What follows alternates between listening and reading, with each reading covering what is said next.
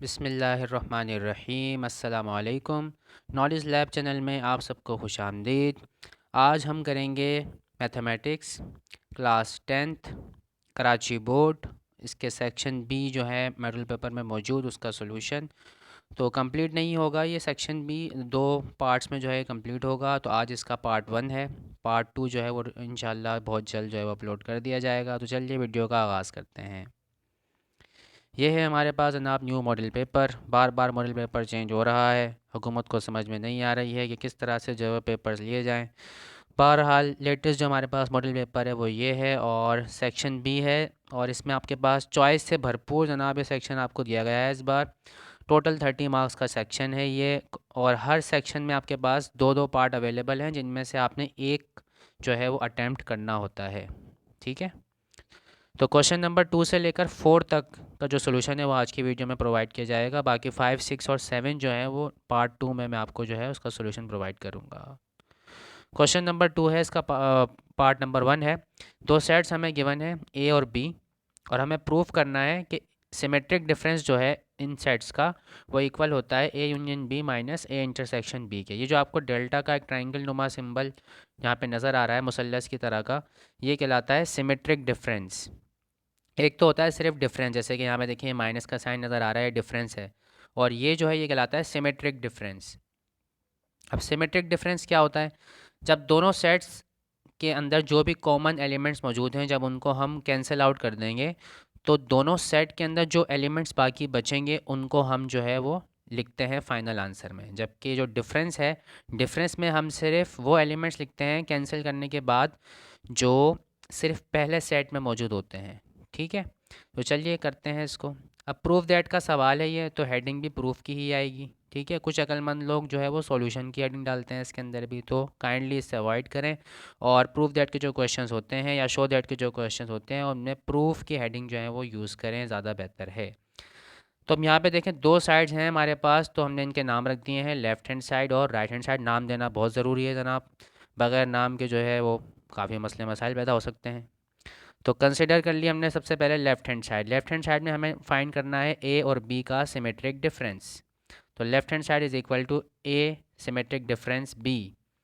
तो left hand side A की जगह हमने लिख दिया जनाब सेट ए 1 2 3 4। सेट बी के एलिमेंट्स लिख दिए हमने, बीच में जो ट्राइंगल का सिंबल था सिमेट्रिक डिफरेंस का वो हमने यहाँ पे पुट कर दिया है। और बी के जो एलिमेंट्स हैं वो हैं 2 4 6 8, इवन नंबर्स हैं ये 2 से लेके 8 तक। अब देखें 2 और 2 कॉमन थे, कैंसिल आउट कर दिए। 4 और 4 कॉमन थे, कैंसिल आउट कर दिए। बाकी रिमेनिंग हमारे पास बचा है 1 3 6 और 8, यानी सेट ए में से 1 और 3 बाकी बचा है और सेट बी में से 6 और 8। तो इन चारों एलिमेंट्स को हमने नीचे फाइनल आंसर में ब्लू से जो नज़र आ रहा है आपको लिखा हुआ, वो हमने 1368 फाइनल आंसर लिख दिया है लेफ्ट हैंड साइड के लिए। अब हम कंसिडर करेंगे राइट हैंड साइड। तो राइट हैंड साइड में हमारे पास मौजूद है A union B minus A intersection B. जो उल्टा यू नज़र आ रहा है आपको ये कहलाता है इंटरसेक्शन। तो ए और बी का पहले यूनियन फाइंड करेंगे हम। तो A union B equals to A की जगह ए सेट लिखा, फिर यू की जगह हमने यूनियन का सिंबल लगाया, बी की जगह बी सेट हमने यहाँ पे लिख दिया। यूनियन में करना ये होता है कि आपने दोनों सेट में जो भी एलिमेंट्स आ रहे हैं उन सबको आपने लिख देना होता है और कोई भी एलिमेंट रिपीट ना हो। ठीक है, तो 1 लिख दिया हमने। उसके बाद 2 देखें यहाँ पर भी है यहाँ पर भी है, लेकिन हम एक बार लिखेंगे। 3 जो है 3 लिखेंगे। उसके बाद देखें 4 रिपीट हो रहा है तो 4 को भी एक ही बार लिखा जाएगा। उसके बाद 6 और उसके बाद 8। और सीक्वेंस का ख्याल रखते हैं, इसके अंदर सीक्वेंस में होने चाहिए सारे के सारे एलिमेंट्स। ठीक है, 1 2 3 4 6 8 ये हमारे पास आ गया है ए और बी का यूनियन। इत्तेहाद कर दिया यहाँ पे हमने, यूनियन कर दिया है। अब हम लेंगे इंटरसेक्शन। इंटरसेक्शन में आपने वो एलिमेंट्स लिखने होते हैं जो दोनों सेट्स में कॉमन हो, एक जैसे हों। तो इन दोनों में एक जैसे जो हैं वो 2 और 4 हैं। देखिए इसमें भी 2 है, इसमें भी 2 है, 4 और 4। उसके बाद 2,4 जनाब यहाँ पर ये 1 एक्स्ट्रा लग गया है जनाब। तो 2,4 यहाँ पे देखें इंटरसेक्शन बी का यहाँ पे हमारे पास आ गया है आंसर। अब इन दोनों का हमें लेना है डिफरेंस। ए यूनियन बी का जो हमने आंसर फाइंड आउट किया है यहाँ से इसको लिखना है पहले, ए यूनियन बी की जगह पर लिखना है, ये लिखा हमने। और माइनस के बाद हमने लिख दिया इंटरसेक्शन बी। उसके बाद देखें जब डिफरेंस लेते हैं तो जो कॉमन एलिमेंट्स होते हैं वो कैंसिल आउट करते हैं हम। तो 2 से 2 कैंसिल आउट हो गया है, 2 से देखें 2 कैंसिल आउट, 4 से 4 कैंसिल आउट। तो जो रिमेनिंग बचा पहले वाले सेट में, देखें इत्तेफाक से ऐसा हो गया है कि जो सेकंड एलिमेंट सेट है हमारे पास इंटरसेक्शन बी, उसमें कोई एलिमेंट नहीं बचा। अगर बच भी रहा होता तब भी हम उसको ना लिखते हैं आंसर में, क्योंकि हम माइनस कर रहे हैं। माइनस जब कर रहे होते हैं तो सिर्फ वही एलिमेंट्स लिखते हैं जो सिर्फ पहले सेट में मौजूद होते हैं। तो 136 सेट जो है देखें इसका आंसर आ गया है। तो लेफ्ट हैंड साइड और राइट हैंड साइड पर अगर आप गौर करें आंखें खोल के, ठीक है, तो दोनों देखें बराबर हैं। तो इस तरह से ये साबित हो गई ये बात कि लेफ्ट हैंड साइड और राइट हैंड साइड जो है वो बराबर हैं। जो तीन नुक्ते नज़र आ रहे हैं आपको चे की तरह के या से की तरह के, ये देयरफॉर का सिंबल होता है। अब चलते हैं अगले क्वेश्चन की जानिब। क्वेश्चन नंबर 2 का पार्ट नंबर 2 है। सिंप्लीफाई करना है हमें। X A upon X B लिखा हुआ है, A plus B minus C इस पूरे की पावर है, multiplied by X B upon X C है, फिर B plus C minus A multiplied by X C upon X A plus C minus में बी। ठीक। सोल्यूशन। अब देखिए फ्रैक्शन है और फ्रैक्शन की पूरी होल पावर लगी हुई है ये, ठीक है। तो सबसे पहले तो हम काम ये करेंगे कि इंडिविजुअल जो है वो पावर लगा देंगे न्यूमरेटर पर और डिनोमिनेटर पर। ऊपर वाली जो चीज़ है फ्रैक्शन की वो न्यूमरेटर होती है, नीचे वाली चीज़ जो है वो डिनोमिनेटर होती है। तो एक्स की पावर ए की देखें मैंने इंडिविजुअल पावर लगा दी ए प्लस बी माइनस सी, यानी ये जो पावर नज़र आ रही है आपको ये मैंने दोनों पर अलग अलग लगा दी है। यहाँ पर देखें इस स्टेप में एक्स ए की power A plus B minus C, और नीचे जो न्यूमरेटर लिखा है एक्स बी एक्स की पावर बी, उसकी पावर लगा दी A plus B minus C. Similarly इन दोनों टर्म्स के साथ भी यही काम किया है, ठीक है। अब कुछ लोग चाह रहे हैं कि स्क्रीनशॉट ले लें, लेकिन यहाँ पर एक लाल रंग का नुक्ता जो है वो घूम रहा है, तो लें जनाब, ले लें आप, स्क्रीनशॉट ले लें। तो इस तरह से जनाब हमने इन दोनों के ऊपर भी जो है वो इंडिविजुअल पावर लगा दी है। अब देखें पावर की पावर होती है मल्टीप्लाई, तो अगले स्टेप में हम क्या करने वाले हैं, यही काम करने वाले हैं। यानी कि ये जो यहाँ पर आपको पावर नज़र आ रही है ए, इसको मल्टीप्लाई कर देंगे इस पूरे से ए प्लस बी माइनस सी से। सिमिलरली बी को मल्टीप्लाई कर देंगे बी प्लस सी माइनस सी से, सी को मल्टीप्लाई कर देंगे ए प्लस सी माइनस में बी से। अब मसला ये है कि जो लाल नुक्ता नज़र आ रहा है आपको ये नीचे नहीं जा रहा, तो इसलिए मैं ऐसे ही आपको बोल के बता देता हूँ कि एक्स की पावर जो बी है इसको हम मल्टीप्लाई कर देंगे ए प्लस बी माइनस सी से। सिमिलरली यहाँ जो आपको नज़र आ रहा है, यहाँ पे जो नज़र आ रहा है आपको ये एक्स की पावर सी, इसको सी को मल्टीप्लाई कर देंगे बी प्लस सी माइनस ए से, और ए को मल्टीप्लाई कर देंगे ए प्लस सी माइनस में बी से। चलते हैं अब नेक्स्ट स्टेप की तरफ। तो ये मल्टीप्लिकेशन वहाँ पे आपको नज़र आएगी, देखें यहाँ पे मैंने इसको मल्टीप्लाई कर दिया है, ठीक है। तो ये ए से ए मल्टीप्लाई होकर ए स्क्वायर प्लस में ए बी माइनस में ए सी आ गया। सिमिलरली यहाँ पर ये चीज़ बन गई है, तो ये भी यहाँ पे मल्टीप्लिकेशन परफॉर्म कर दी है मैंने सारी, ठीक है। अब अगला स्टेप होना ये है कि जो नीचे आपको चीज़ें नज़र आ रही हैं, देखिए बेस सेम है, ये भी एक्स है ये भी एक्स है। जिस चीज़ पे पावर लगी होती है वो कहलाता है बेस, जिस चीज़ पे पावर लगी होती है वो कहलाता है बेस, ठीक है। तो हमें करना ये होगा कि यहाँ पे जो आपको पावर्स नज़र आ रही हैं इन सब को जो है ऊपर लेकर जाना है। यानी कि सिर्फ एक एक्स जो नज़र आ रहा है आपको लिखा हुआ, इसके ऊपर ये सारी पावर्स हम लगा देंगे, नीचे वाली ऊपर लेके चले जाएंगे, ठीक है। साइन इनके क्या हो जाएंगे, चेंज। जो प्लस में है चीज़ वो हो जाएगी माइनस में, और जो माइनस में है वो हो जाएगी प्लस में। तो ए भी देखें ऊपर जाके जब देखें, सबसे पहले तो ए स्क्वायर प्लस में ए बी माइनस में ए सी मैंने एज इट इज़ लिख दिया, ये लिखा हुआ, ठीक है। ए स्क्वायर प्लस में ए बी माइनस में ए सी, यहाँ तक ये चीज़ पुरानी वाली लिखी हुई है, यहाँ तक ये लिखा हुआ है, ठीक है। अब ये नीचे वाली पावर जब मैं ऊपर लेकर जा रहा हूँ तो ये ए भी देखें यहाँ प्लस में है, कुछ नहीं नज़र आ रहा, साइंस का मतलब प्लस में है। तो प्लस में ए भी जब ऊपर जाएगा तो माइनस का ए भी हो जाएगा, प्लस का बी स्क्वायर ऊपर जाके माइनस का बी स्क्वायर, माइनस का बी सी ऊपर जाकर प्लस का बी सी।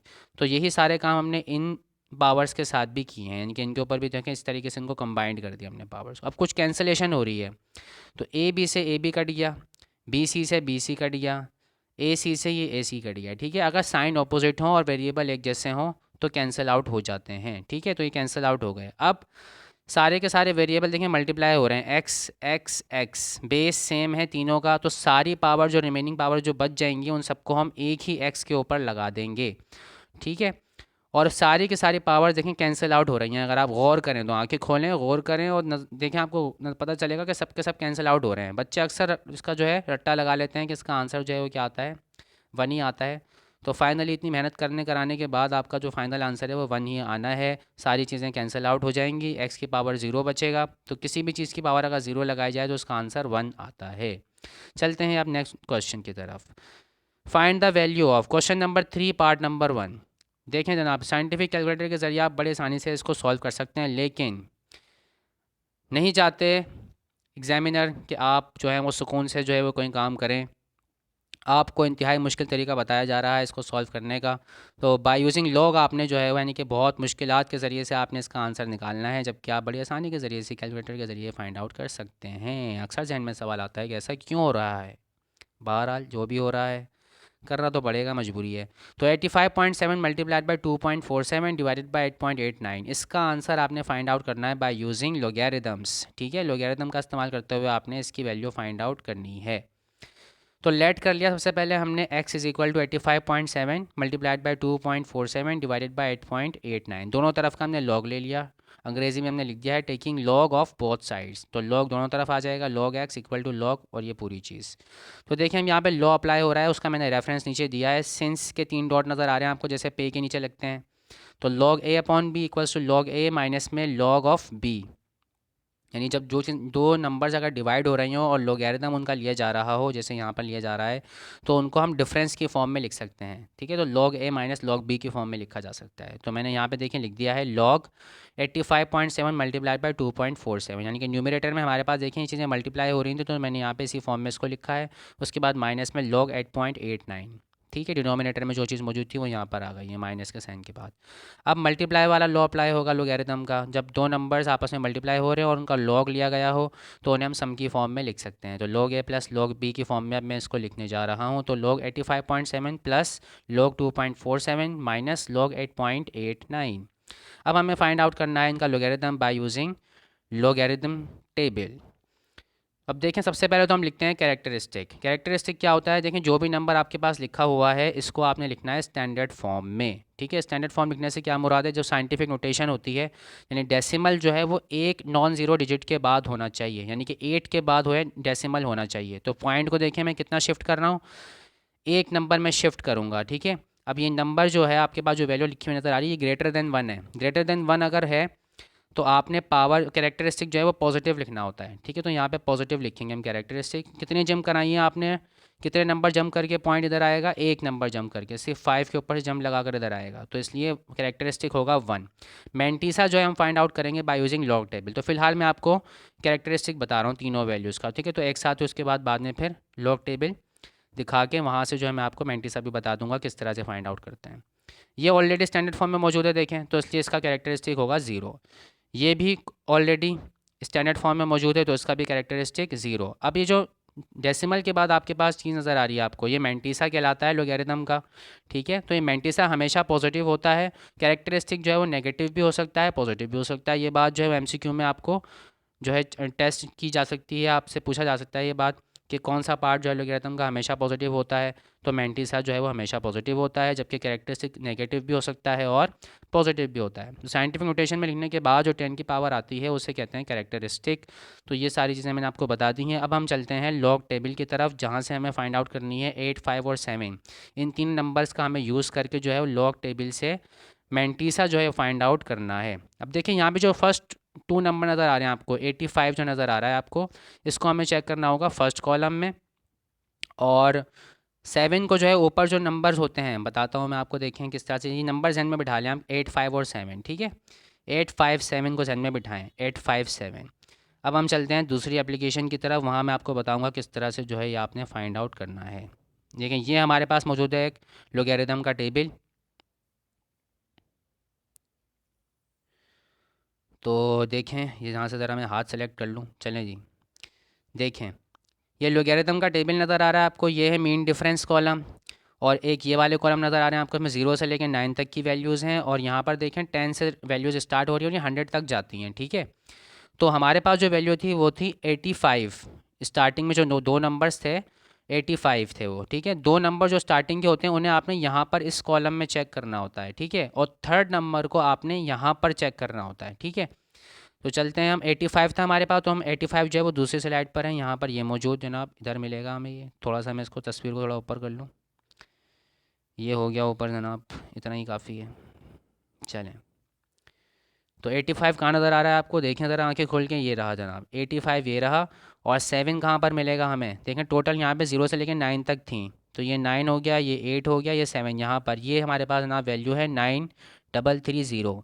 ठीक है, तो पॉइंट के बाद मुझे 9330 लिखना है वहाँ पर। ठीक है, ये है हमारे पास मैंटीसा 9330। अगर हमारे पास एक वैल्यू और होती तो उसको हम यहाँ पर मीन डिफरेंस कॉलम में चेक करते, फ़िलहाल हमारे पास नहीं है तो यही हमारे पास मैंटीसा होगा 9330। ठीक, चलते हैं वापस पीछे। ये रहा ना, तो 9330 यहाँ पर देखें इस तरह से आया है। सिमिलरली यहाँ पे देखिए आप इन नंबर्स को 2, 4 और 7, 24 को आप कहाँ चेक करेंगे, सोचिए ज़रा।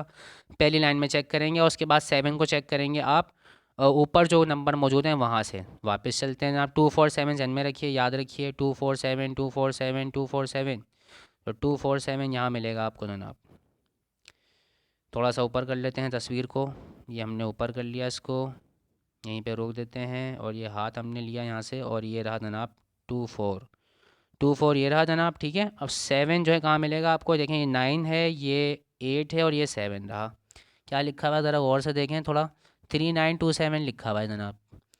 वापस चलते हैं, तो 3927 होना चाहिए यहाँ पर, ये देखें 3927 से। ठीक है, अब सिमिलरली हम यहाँ से 889 का भी इसी तरह से कैलकुलेट किया था हमने, तो आई होप कि आपको समझ में आ गया होगा। उसके बाद देखें प्लस माइनस जो है वो करना है हमें, प्लस माइनस करके जो भी वैल्यू ये आपके पास यहाँ पर आ गई, अब हमें लेना है देखें लोगैरिथम, एंटी लॉग लेना है। इस लॉग को हमें ख़त्म करना है, एक्स की वैल्यू फाइंड आउट करनी है, तो हम दोनों तरफ का एंटी लॉग लेंगे। एंटी लॉग लेने से क्या होगा, ये लॉग जो है ख़त्म हो जाएगा, LOG। ठीक है, और यहाँ पर ये एंटी लॉग जो है फाइंड आउट करेंगे हम by using anti logarithm table, और उसके लिए हम इस्तेमाल करेंगे ये 3768, ये जो 4 नंबर नज़र आ रहे हैं आपको डेसिमल के बाद वाले, ये इस्तेमाल करेंगे। और ये 1 जो है हम इसका यूज़ बाद में होगा, ये कैरेक्टरिस्टिक है। ठीक है, तो फ़िलहाल आप याद रखें 3768, 3768। चलते हैं वापस पीछे, बोर्ड पर आ जाए जनाब, ये आ गए हैं बोर्ड पर। तो ये है हमारे पास कौन सा, ये क्या ऊपर हो गया क्या, लोगैरिथम ही है तो चलें इधर आ जाएं। ये रहा जनाब एंटी लोगैरिथम टेबल, क्या था वैल्यू, 347 थी शायद, 3768। लो जनाब, मैंने एंटी लॉग जो डाल दिया वो तो 50 के बाद वाला डाल दिया पेज, हो गया काम अपना। बहरहाल मैं बता देता हूँ आपको कि किस तरह से कैलकुलेट करना होता है। देखिए जो 2 नंबर होते हैं स्टार्टिंग वाले, वो यहाँ से आपको सेलेक्ट करने होते हैं, यहाँ से आपने स्टार्टिंग के 2 नंबर यहाँ से देखने होते हैं और बाकी तीसरा नंबर आपको यहाँ पे देखना होता है। ठीक है, तो अब लेट सपोज अगर मेरे पास 0.50 होता और 7 होता, तो 0.50 पे मैं जाता और 7 पे ये देखें, तो यहाँ पे जो भी वैल्यू होती है मैं उसको लिख देता। फ़िलहाल जो है मेरे पास गलती से बाय मिस्टेक जनाब, सॉरी, ये मैंने जो है वो पिक्चर 0.5 से लेके आगे तक की ले ली है, वो दूसरी वाली जो है वो डालना मैं यहाँ पे भूल गया हूँ। तो बहरहाल मेथड यही है, तो इस तरीके से जो आप ये कैलकुलेट कर सकते हैं। अगर नहीं समझ में आया तो मुझे बता दीजिएगा कमेंट में, तो मैं इसके लिए अलग से जो है वो वीडियो अपलोड कर दूंगा। ठीक है, उम्मीद है कि आपको समझ में आ गया होगा। तो 3768 से देखें हमारे पास जो वैल्यू आएगी वो आएगी 2381 आएगा।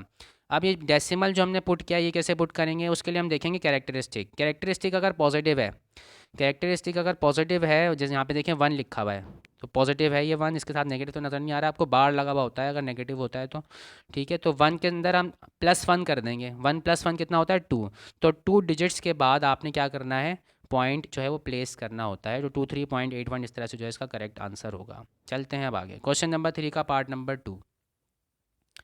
देखिए y - z की वैल्यू पता है हमें 4 है, YZ की वैल्यू पता है -5 है, और y³ - z³ की वैल्यू हमें फाइंड आउट करनी है। अब देखें इस पर क्यूब नज़र आ रहा है, तो इसका मतलब हमें जो y - z है इक्वल टू 4, इसका हमें क्या करना पड़ेगा, बोथ साइड पर क्यूब करना पड़ेगा, क्यूबिंग ऑन बोथ साइड। तो हमने दोनों तरफ क्यूब पावर ले ली है। अब 4 की पावर 3 का मतलब ये है, कुछ लोग बोलेंगे कि 4 3 ज़ा 12 सर, लेकिन गलत है। 4 की पावर 3 का मतलब होता है 4 मल्टीप्लाइड बाई 4 मल्टीप्लाइड बाई 4। ठीक है, यानी 4 को 4 से ही आपने 3 दफ़ा ज़रब देना है, मल्टीप्लाई करना है। 4 की पावर 3 आपने कैलकुलेट किया, 4 मल्टीप्लाइड बाई 4 मल्टीप्लाइड बाई 4, तो ये आ जाएगा आपके पास 64। A - B का होल क्यूब का फॉर्मूला अप्लाई होगा यहाँ पर। ये जो 3 नुक्ते नज़र आ रहे हैं रेफरेंस के लिए इस्तेमाल होंगे, रेफरेंस को हम जो है वो स्क्वायर ब्रैकेट में इनक्लोज करते हैं। A - B whole cube equal होता है A³ - B³ - 3AB into A - B के। ठीक है, तो हमने ये फार्मूला यहाँ पे नीचे कॉपी कर दिया है। अब देखें यहाँ पर, तो YZ की वैल्यू देखो आपको पता है, यहाँ पे YZ इक्वल है -5 के, तो YZ की जगह आपने -5 वैल्यू यहाँ पे देखें पुट कर दी है। Y - Z की वैल्यू आपको पता है 4, तो यहाँ पे हमने 4 पुट कर दिया है। बाकी ये हमने कैलकुलेट करना है, इसकी वैल्यू हमें निकालनी है, देखो ये रही, ये हमें फाइंड आउट करना है। तो अब ये जो वैल्यूज़ हमारे पास आ गई हैं, ये माइनस और ये माइनस मल्टीप्लाई होकर देखें ये प्लस हो गया है। 3 को 5 से मल्टीप्लाई किया 15, 15 4 हो गया 60, तो प्लस में 60 आ गया इन तीनों चीज़ों को मल्टीप्लाई करके। ठीक है, अब Y cube minus Z cube find करना है, तो 60 यहाँ पे एक्स्ट्रा चीज़ है, इसको जब दूसरी तरफ भेजेंगे तो ये हो जाएगा माइनस, तो 64 में 60 माइनस होगा तो आ जाएगा आंसर हमारे पास 4। ठीक है, अच्छा जब ये सवाल आता है तो एक कन्फ्यूजन हो जाती है। कन्फ्यूजन ये कि हमने एक फॉर्मूला पढ़ा हुआ है ए क्यूब माइनस बी क्यूब, तो अक्सर बच्चों के ये जहन में आता है कि यहाँ पे ए क्यूब माइनस बी क्यूब का फॉर्मूला भी अप्लाई हो सकता है। वो हो सकता है अप्लाई, आंसर भी सही आएगा, लेकिन बहुत लेंथी हो जाएगा क्वेश्चन। देखें यहाँ पर ए क्यूब माइनस बी क्यूब से मैंने यहाँ पे देखें सॉल्व किया है। मसला ये आता है, देखें यहाँ पे ए स्क्वायर और बी स्क्वायर वाली टर्म आ जाती है, यानी वाई स्क्वायर और जेड स्क्वायर देखें आ गया है यहाँ पर। अगर मैं इस फॉर्मूले को अप्लाई करके इस सवाल को सॉल्व करूँ तो ये कुछ इस तरह की कंडीशन बन जाएगी, और यहाँ पर आकर देखें मैं फंस गया। अब ये वाई स्क्वायर और जेड स्क्वायर की वैल्यू देखें, नीचे ही नुकता जा नहीं रहा, अब मैं क्या करूँ इसका। तो देखें वाई स्क्वायर जेड स्क्वायर की जो वैल्यू है यहाँ से मैं फाइंड आउट करनी है। लास्ट जो बिल्कुल आपके पास स्टेप है, y cube minus Z cube is equal to 4 into y square plus z square minus 5, जहाँ इक्वेशन 1 लिखा है मैंने, वहाँ पे वाई स्क्वायर जेड स्क्वायर की वैल्यू हमें नहीं पता, वो हमें अलग से देखें यहाँ पे निकालना पड़ गई अब। ठीक है, तो ये फॉर्मूला अगर आप अप्लाई करेंगे आंसर तो आ जाएगा, लेकिन बहुत लेंथी हो जाएगा क्वेश्चन। ठीक है, तो टाइम का भी हमें ख्याल रखना होता है। और दूसरी बात ये कि जब एक चीज़ आसान तरीके से हो सकती है तो उसे मुश्किल तरीके से क्यों कर रहे हैं आप। ठीक है, तो बेहतर यही होगा कि आप आसान तरीके से ही करें, इस तरीके को आप अवॉइड करें। तो चलिए जनाब आगे चलते हैं। अब क्वेश्चन नंबर 4 का है फर्स्ट पार्ट। इसमें आपको पी की वैल्यू फाइंड आउट करनी है कि ये जो एक्सप्रेशन है वो क्या बन जाए, परफेक्ट स्क्वायर बन जाए। अब ये जो एक्सप्रेशन आपके पास लिखा हुआ है पॉलिनोमियल लिखा हुआ है ये एक, और पी देखें यहाँ पे एक अननोन है जिसकी वैल्यू हमें फाइंड आउट करनी है, और कंडीशन ये है कि ये जो चीज़ है ये परफेक्ट स्क्वायर बननी चाहिए। तो परफेक्ट स्क्वायर बनाने के लिए हमने यहाँ पे देखें डिवीजन मेथड का इस्तेमाल किया है। डिवीजन के लिए मैंने ये लाइन ड्रॉ की और इस पूरे एक्सप्रेशन को मैंने अंदर लिख दिया है। अच्छा बाज़ औक़ात ऐसा होता है कि ये अरेंज नहीं हुआ होता, तो हम इसको अरेंज कर लेते हैं असेंडिंग ऑर्डर में। ए की हाईएस्ट पावर सबसे पहले, फिर उससे छोटी, फिर उससे छोटी, फिर उससे छोटी, फिर सबसे छोटी पावर, इस तरह से हम अरेंज करते हैं डिसेंडिंग ऑर्डर में। अब देखें जो 4 ए की पावर 4 आपको नज़र आ रहा है, इसको हमें क्या लेना है, इसका स्क्वायर रूट लेना है। जब इसका स्क्वायर रूट लोगे तो आपके पास आएगा 2a स्क्वायर। तो 2a स्क्वायर को आपने 3 जगह लिखना है, 1 2 और ये 3। तो यहाँ पर होगी एडिशन, और मल्टीप्लाई करके जो आंसर आएगा वो यहाँ लिखा जाएगा। फर्स्ट टर्म लाजमी कैंसिल आउट होगी, 2a स्क्वायर को 2a स्क्वायर से मल्टीप्लाई करोगे तो आएगा 4a की पावर 4। सब्ट्रैक्शन होगी तो साइन चेंज हो जाएगा, प्लस था माइनस हो जाएगा, कैंसिल आउट हो जाएगा। मतलब पहली जो टर्म है वो लाजमी कैंसिल आउट होगी, अगर ऐसा नहीं हो रहा तो आपने गलती कर दी है। आगे की जो चीज़ें हमने वो यहाँ पे कॉपी कर ली हैं। ठीक, अब आपने क्या करना है, जो हाईएस्ट पावर में यहाँ पे चीज़ मौजूद है उसको बाहर निकालेंगे, और जो हाईएस्ट पावर में यहाँ पर चीज़ मौजूद है, टर्म मौजूद है, इसको बाहर निकालेंगे। तो 4a क्यूब को 4a स्क्वायर से डिवाइड करोगे तो आएगा a प्लस में a। ठीक है, साइन के साथ लेना है। तो उस a को अब इन दोनों से मल्टीप्लाई करके हमें क्या करना है, यहाँ पर जो भी आंसर आएगा हमारा वो यहाँ पर लिख दिया हमने। a को देखो मल्टीप्लाई किया 4a क्यूब से आया 4a की पावर 4, और a को मल्टीप्लाई किया a से तो आया हमारे पास a स्क्वायर, सॉरी ए को मल्टीप्लाई किया तो 4a स्क्वायर, तो ए 4a क्यूब आया। ठीक है ना, उसके बाद सब्ट्रैक्शन की वजह से साइन चेंज हुआ है तो पहली टर्म लाजमी कैंसिल आउट होगी। यहाँ पर होगी एडिशन, ए को हम 3 जगह लिखेंगे, देखो 1 2 और ये 3, ए और ए ऐड होके ये होगा 2a। 4a square as it is नीचे कॉपी हो गया। यहाँ पर देखें माइनस में 3a स्क्वायर था, ये माइनस में a स्क्वायर है, तो ये हो गया माइनस में 4a स्क्वायर। बाकी चीज़ें हमने सारी टर्म नीचे कॉपी कर ली हैं। ठीक, अब माइनस में 4a स्क्वायर को बाहर निकाला, 4a स्क्वायर से डिवाइड करोगे तो आएगा माइनस में 1। तो माइनस में 1 को अब इन तीनों टर्म से मल्टीप्लाई करके हमने नीचे लिखा, तो फाइनल आंसर हमारे पास आया 2a माइनस में p। रिमाइंडर जो है 0 होना चाहिए। देखिए since the given polynomial is a perfect square, ये बात हमें बताई गई है सवाल में, so the remainder must be 0। अगर कोई चीज़ कोई एक्सप्रेशन जो है वो परफेक्ट स्क्वायर है तो डिवीजन मेथड में उसका रिमाइंडर क्या आता है, 0 आता है। ठीक है, अब यहाँ पे देखें जो रिमाइंडर हमारे पास नज़र आ रहा है 2a माइनस पी है, यहाँ पे हम इसको इक्वेट करा देंगे 0 से और p की वैल्यू फाइंड आउट कर लेंगे। तो देखें 2a माइनस पी को हमने इक्वेट करा दिया 0 से, तो माइनस में pa था, वहाँ जाकर ये हो गया प्लस में a से a देखें कैंसिल आउट हो जाएगा, तो p की वैल्यू आ जाएगी हमारे पास 2। तो इस तरह से जो है वैल्यू फाइंड कर सकते हैं। उसके बाद लास्ट आज की वीडियो का question number 4 part number 2, solution and find करना है हमें एक इनइक्वालिटी का। ठीक है, अक्सर बच्चे इसमें जो है कंफ्यूज रहते हैं, उन्हें समझ में नहीं आता कि किस तरीके से सॉल्व हो रहा है, क्या है ये। तो देखें x प्लस 5/10 और छोटा मुंह खुला हुआ है, तो इसका मतलब यहाँ पर छोटी चीज़ रखी हुई है। तो x प्लस 5/10 जो है वो लेस है 25 माइनस 4x/5 से। बड़ी चीज़ खाने के लिए बड़ा मुँह खोलोगे, छोटी चीज़ खाने के लिए छोटा मुँह, इससे ध्यान में बिठा लो। ये जो सिंबल नज़र आ रहा है आपको उल्टा a लिखा हुआ है, इसका मतलब होता है फॉर ऑल वैल्यूज़, तमाम वैल्यूज़ के लिए। और x belongs to n, n कहते हैं नेचुरल नंबर्स को, यानी कि x जो यहाँ पे वेरिएबल आपको नज़र आ रहा है ये एक नेचुरल नंबर है, ठीक है। यानी कि तमाम ऐसी वैल्यूज़ x की जो नेचुरल नंबर हों 1 2 3 4, ठीक है, उनके लिए जो है आपने सोल्यूशन सेट फाइंड करना है इस इनइक्वालिटी का। यानी कि x की कौन कौन सी वैल्यू मैं यहाँ पर रख सकता हूँ जिनसे जो है मुझे आंसर इस साइड का, इस साइड से जो है लेफ़्ट साइड का राइट साइड से क्या मिलेगा, छोटा मिलेगा, यानी कि ये इनइक्वालिटी ट्रू रहेगी। सोल्यूशन साइड हमें फाइंड करना है। तो ये इक्वालिटी हमने एज इट इज़ कॉपी की। अच्छा, इन इक्वालिटीज़ के अंदर आपके पास जो इनइक्वालिटी का साइन है वो दो कंडीशंस में चेंज होता है। एक तो ये कि आप रेसिप्रोकल कर दें, दूसरा ये कि आप जो है किसी नेगेटिव नंबर से या तो मल्टीप्लाई करवा दो इनइक्वालिटी को या फिर डिवाइड करवा दो। इस कंडीशन में इनइक्वालिटी का साइन चेंज हो जाता है। तो फ़िलहाल जो हमारे पास इनइक्वालिटी है इसमें ऐसा कुछ नहीं होने वाला, यानी कि एडिशन सब्ट्रैक्शन वगैरह हम सब कुछ कर सकते हैं। यानी कि नेगेटिव नंबर वाला जो मल्टीप्लाई वाला केस है या इनइक्वालिटी के साइन चेंज होने वाला केस है वो इसमें यहाँ पे खुश नसीबी के साथ यहाँ पे नहीं हो रहा। या यूँ कह लें कि अगर होता तो हो सकता है समझ में आ जाती है आपको, वो ज़्यादा अच्छे तरीके से चीज़ में करके दिखा देता। बहरहाल फ़िलहाल ऐसा नहीं होने वाला। तो x + 5/10 < 25 - 4x/5 हमने इनइक्वालिटी को एज इट इज़ कॉपी कर दिया। अब यहाँ पे देखें 5 को हम यहाँ पे इस तरफ लेके चले जाएंगे, मल्टीप्लाई करा देंगे, 10 को इस तरफ मल्टीप्लाई करा देंगे, तो 5 यहाँ पे आ जाएगा। देखें यहाँ डिनोमिनेटर में था, यहाँ पे हमने ये मल्टीप्लाई करा दिया इनइक्वालिटी को 5 से, और यहाँ पर देखें इसको हमने मल्टीप्लाई करा दिया है 10 से। तो मल्टीप्लिकेशन हो जाएगी 5x हो जाएगा, 5 को 5 से करेंगे 25, 10 को 25 से मल्टीप्लाई करेंगे 250, 10 को 4 से मल्टीप्लाई करेंगे तो माइनस में 40x। अब x वाली टर्म्स एक तरफ कर लेंगे और नंबर सारे एक तरफ कर लेंगे, तो 5x + 40x, माइनस में 40 इधर आ गया, प्लस में 40 हो गया है, और प्लस में 25 उधर जाकर माइनस में 25। सब्ट्रैक्शन की हमने तो हमारे पास ये चीज़ आ गई 45x < 225।